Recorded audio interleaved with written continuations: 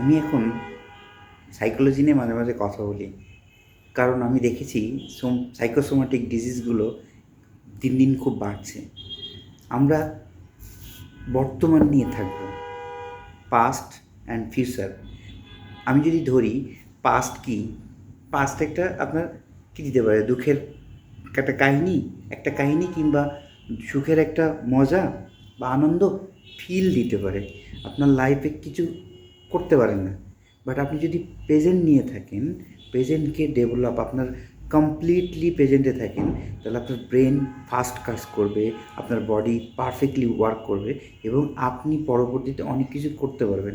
But আপনি যদি future নিয়ে ভয়ে থাকেন, কী হবে, কী করছেন, তাহলে কি হবে, আপনি প্রেজেন্টটাকেও স্ট্রেসে হারাবেন অ্যান্ড পাস্টটাকে নষ্ট করবেন।